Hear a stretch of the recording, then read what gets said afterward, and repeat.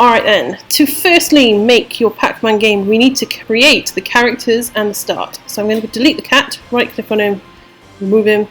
Now I can choose one from the library if I know that there's one that exists already that I want to use. Sorry, there's no Pac-Man, but I'm going to look for a spaceship. Haha, took a while to load. Because that's the character I'm going to use, or the base character. At this moment in time, he's in costumes and I've got 2 of them. I'm not going to need a landing one, he's just going to fly through space. But I am going to need one where it looks as though he's being jet rocket propelled. So I'm going to zoom in. Now, one of the things that we've got with Scratch 2 compared to Scratch 1 is these tools here. Now it's in vector mode at the moment, which is going to make it a lot harder to use. So I'm going to convert it to a bitmap so I can just draw on it like I would do in Paint. So I need some great sort of like fire coming out the back of it, looking as though it's taking off. So every time I press space, I'm going to have this amazing jet propelledness in the background. Oh yeah. Now let's speed it up, make these flames a little bit quicker. You do want to take your time to make sure it's got the look that you're expecting. However, remember we're going to try and make it shrink so that it's not this size when it's flying around the screen eventually. I'm not shrinking it while I'm drawing it because that's going to happen all at the end when I've got... Okay, I'm going to duplicate him again, but I'm going to have the original. Duplicate.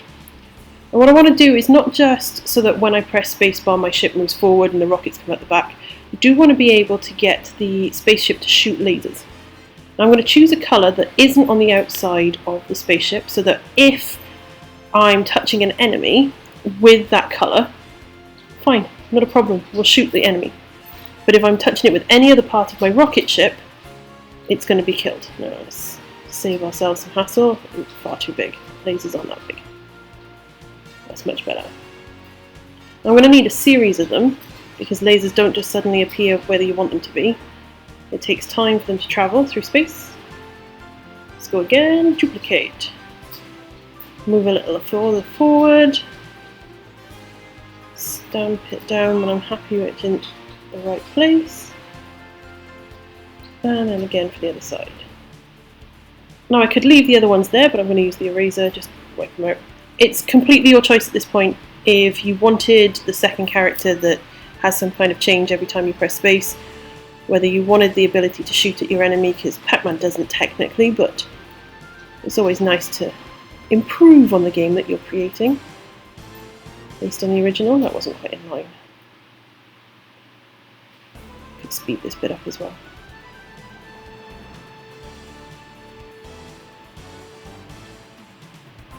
And I think we'll have one more.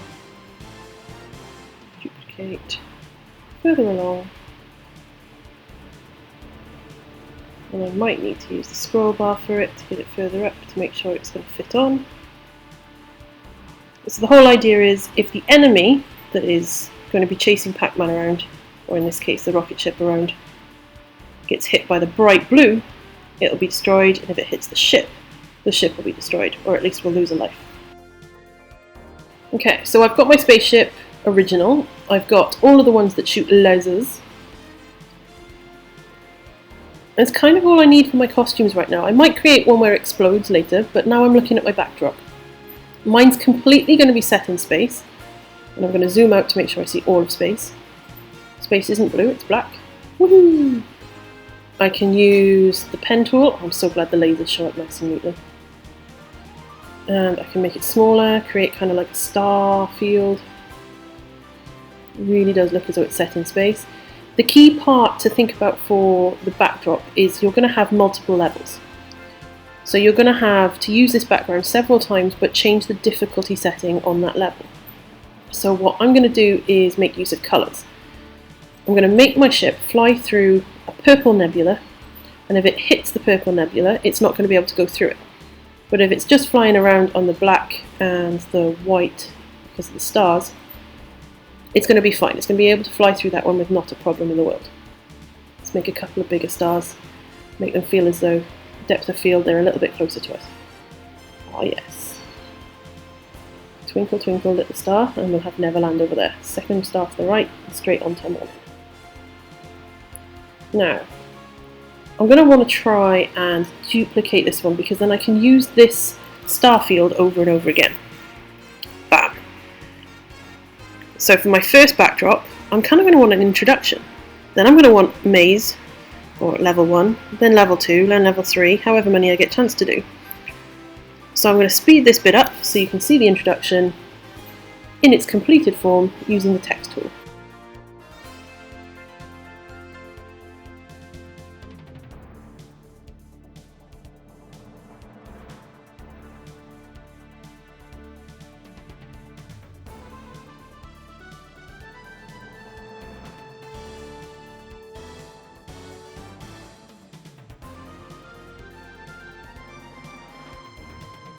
So now we have our backdrop 2, the first one that's going to have my introduction on. I now need to label them to make life a lot easier to track them.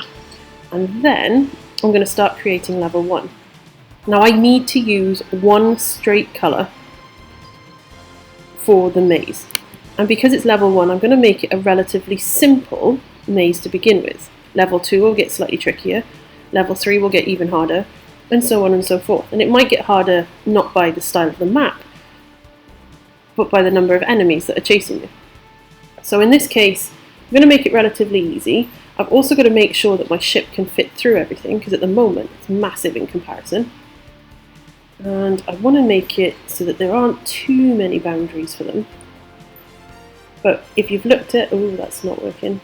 It's not in the right place. If you've looked at any Pac-Man maps, you'll notice that they are very much symmetrical. So whatever's on the left-hand side of the screen tends to be what's on the right-hand side of the screen as well. And I want to try and make it as even as possible. Some of the best Pac-Man maps also are symmetrical top to bottom as well. Yeah! Through the X and the Y axis. Look, links to maps.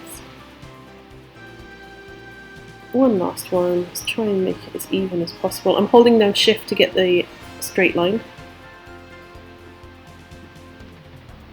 I think that's going to be close for that one. Now the problem we've got is my ship is so big, it's not going to fit through that. So, instead of changing every single smaller part or costume of my sprite, I'm going to change the ship itself. However, to begin with, when the green flag is clicked on the scripts for the stage, I want to switch the backdrop to intro. So whenever we click the green flag to start, we want the introduction to be placed. I'm going to want to wait. No, I'm going to want to broadcast. I'm going to want to broadcast a sort of like a start message, because I want everything else to hide, like my ship. At the moment it's in the way of the introduction. So when green flag is clicked, I want it to switch the costume to Spaceship A. It's the first one. It doesn't have any bullets. However, when I receive hide all, I want it to disappear. Bye. So when I press the green flag, everything disappears, but my introduction is there nice and happily. But now I'm going to want some kind of way of closing the introduction so that we can start to play our game. So let's wait, well we could do 5, but let's do 10. There's a lot of stuff to read, so I'm going to have to... yeah, about 10 seconds should do it, but we'll try it out in a minute. At the end of 10 seconds, let's have a countdown. Let's go 3. Let's make that bigger because it's quite small there. It's tiny there. Nobody's going to see that. 3. Make it bigger. That's so much bigger than that.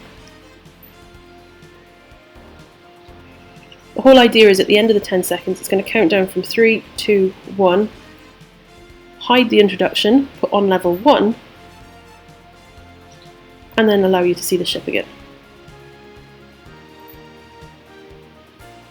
So the 2 needs to be just about the same size as the 3 and in the same position. And then I need a 1 as well. It's relatively close. 1. Oh, it's a weird one in that font.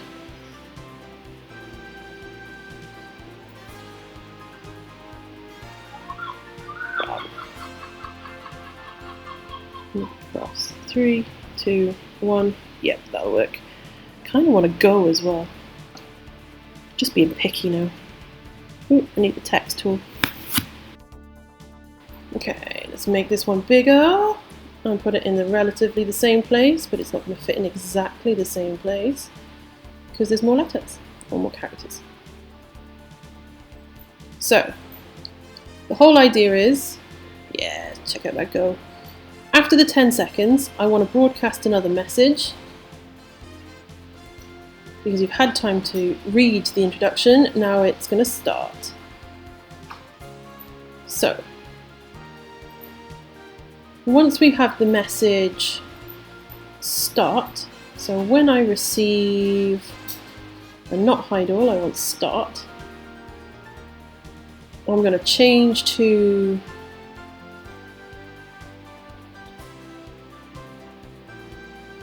show it first because otherwise it's going to hit by hide all, isn't it? That's a good point. When I receive hide all, hide. Switch costume to costume 1 when I hit start. Control. Wait 1 second, so it's gone from 3.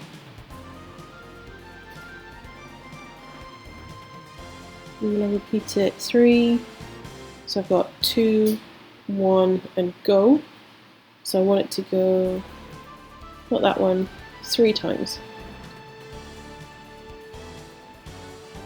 I want it to repeat to move to the next costume and to wait another second, and then when it's finished, hide everything.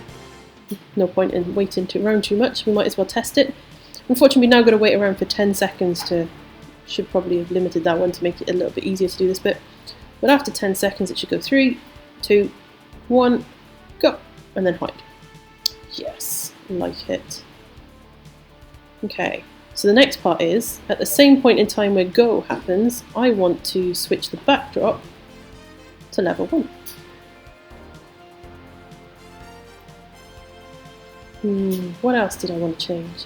I'm going to want to be able to see my spaceship at some point as well.